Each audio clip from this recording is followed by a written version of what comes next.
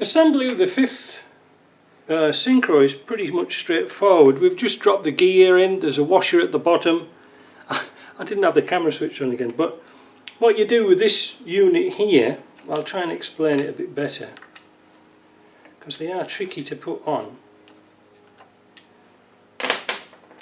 You have to fight against the bolt here, so you need to lift this up, spin it round, get this out of the way somehow, like that, turn it round, and then you can slip that unit in. It's difficult to see, but then you've got to get it over that bolt, bring this down and synchronize them together like that, and then this plate goes on here. There's a washer that goes here, and you're dead in line for the split for the circlip here. So I'm going to sort of put that together.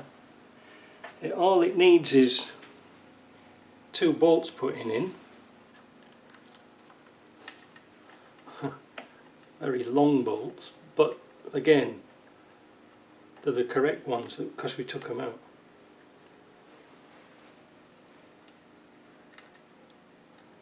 But they are fiddly to get in.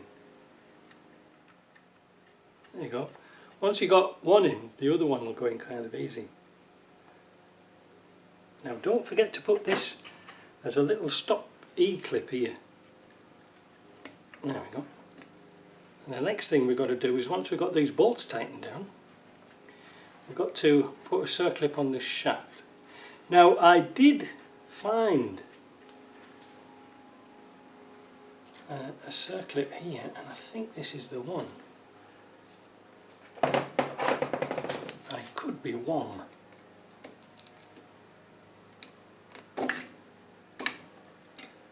If it snaps in, it's right.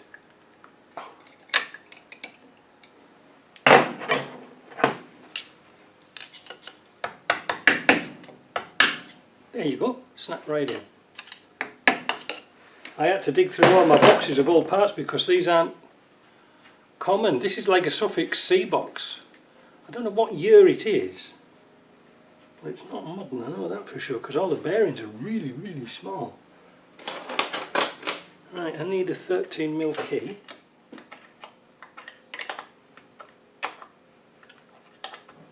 There we go. Now, what do we do now? Do we put a height gauge on here? I suppose so. Not sure. It's on 20. Ooh.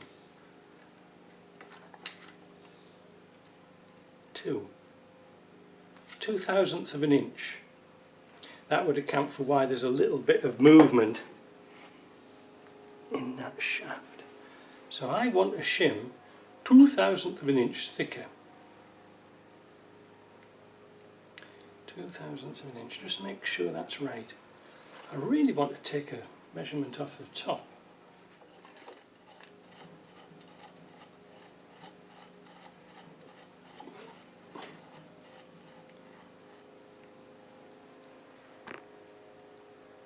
This is just a piece of tubing I found and I knocked up quite a while ago.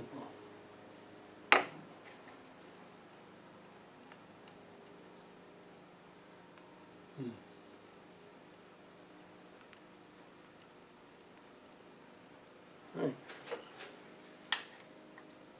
Set it to 0. Oh, it's 2. Yeah, we were right, it's 2/1000 of an inch, so that's okay. Let's take that off.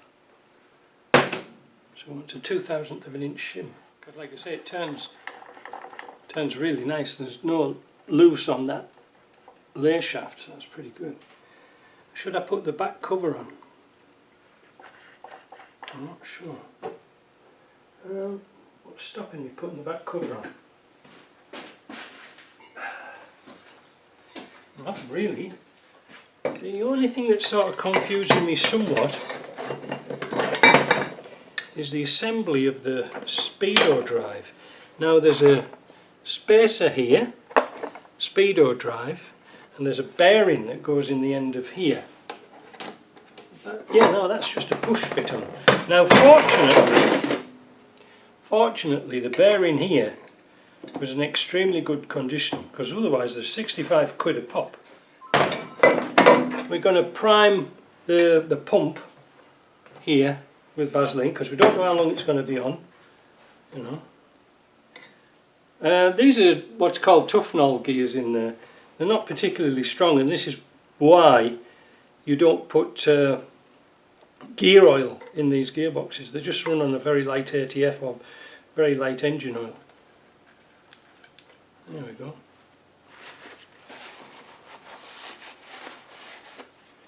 So we'll bolt it into here.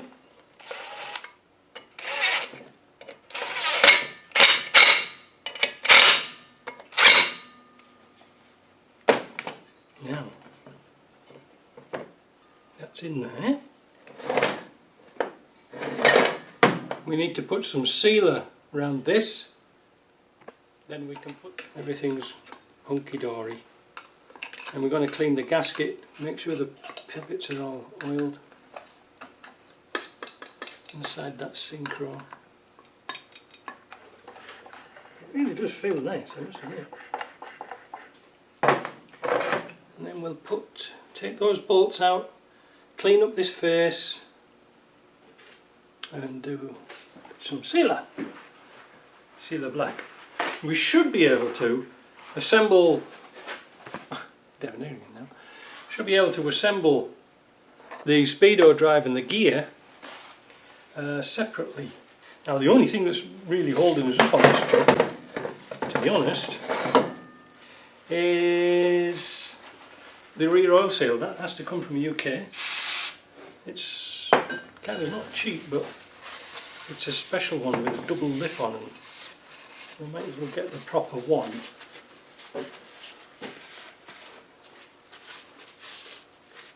Right.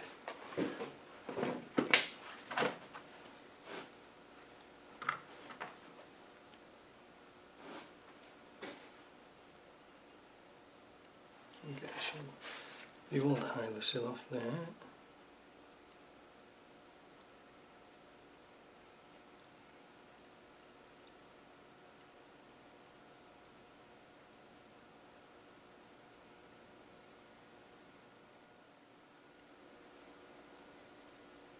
And another thing you've got to be careful with, which I forgot to do, is the drive for the oil pump, which is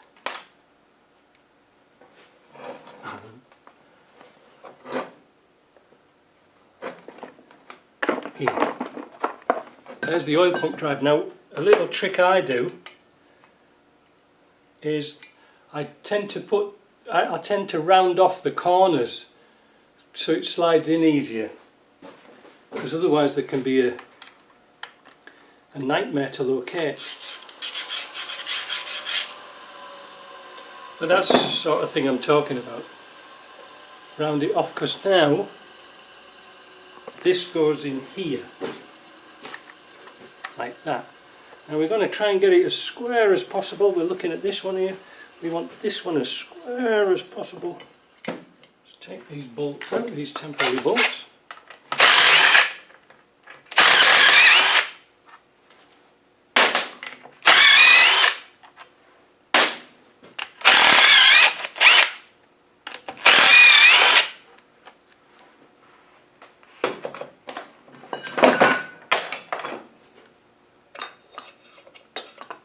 Oil up the shaft, and let's see if we can line up this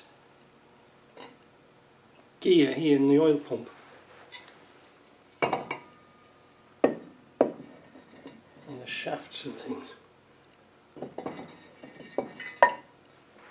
There's a lot of things to line up, because you've got to get the gear stick lined up too. Oh, look at that, first time.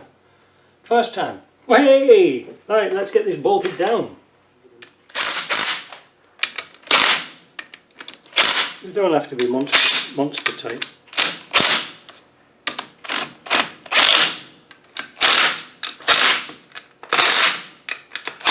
There we go. Now, what goes where? Is it the space?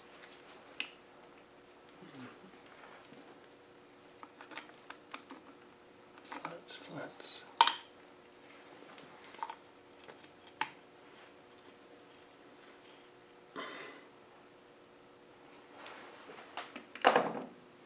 Can't see if it's in or not.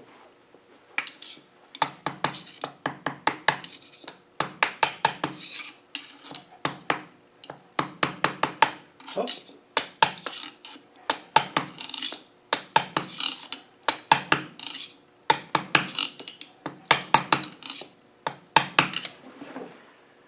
I bet there's a tool.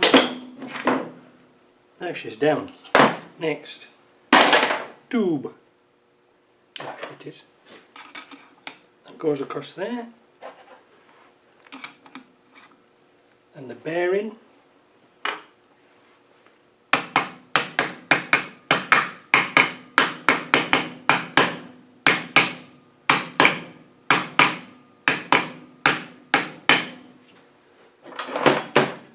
A little split bearing here so we can knock it on.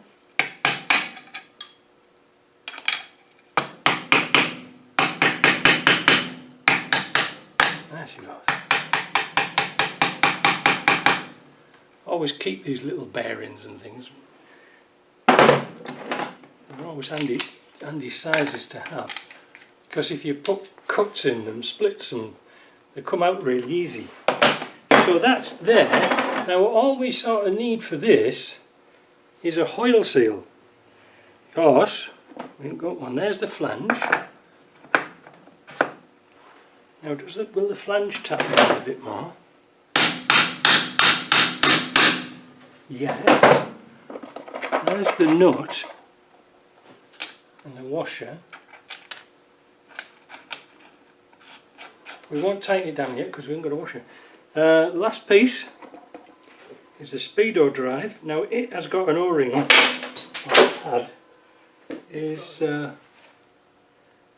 a seal in there. Darn.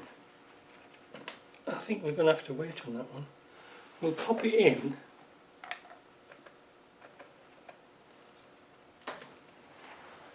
And we haven't got the little bolt that holds it in.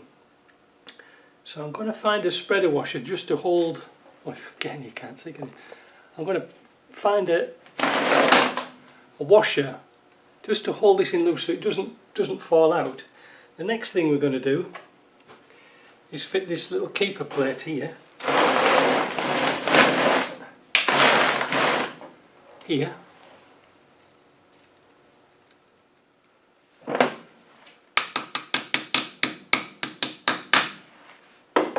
What we do is when it's dry, then we clean it off with a knife.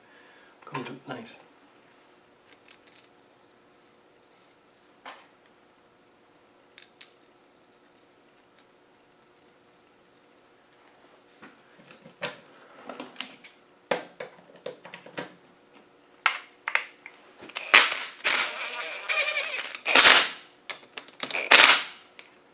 That's how she's getting.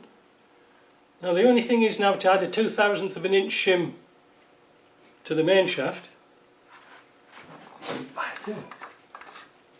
Does it need it? I don't know. Feels a bit tight now. Right, it's good here.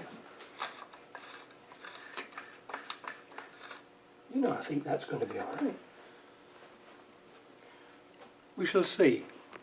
We'll put it on our test machine and we'll see what it's like. But for now, that's all we can do. Right, this is the next day on this LT77. I'm missing a few parts for the back. I'm missing the oil seal and the O-ring, which is not a big deal. But today we're just going to finish off cutting off the sealer, making it look nice, if you see what I mean. And then, like I said, just run round with a sharp pricky thing and pull it all off, and it starts to look really nice. It's kind of rewarding getting all that stuff off. But one of the things I do, and I had JP make me one of these adapters for these shafts. So I've got oil in it, and I can spin it over. As you can see, I can make sure it's working. Problem is, the owner didn't send me the bloody the shifter, so I don't know really what gears these things are in. I really don't know where they are. That's first. I don't know where reverse is. Is that it? No. Oh, is that first? That must be first. Anyway, they all go in. That sounds like reverse. No?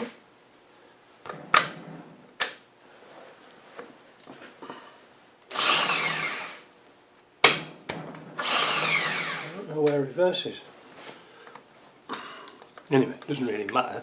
He sends me the shifter. We can sort that out. But like I say, it's very difficult because it works backwards to what you normally think. So I mean, but it does work. So I think that's about it. That's all we can do for that. Finish cleaning it off. We'll get a new oil seal for the back here, and a new O-ring for here. And I think that should do it. Hope you like that. That was a little bit different, wasn't it? But it does turn really, really nice.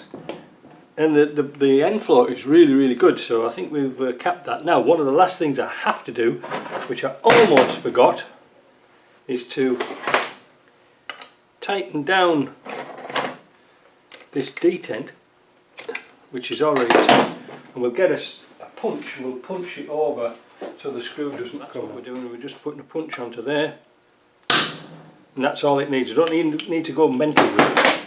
Right. I think we'll call it a day. See ya.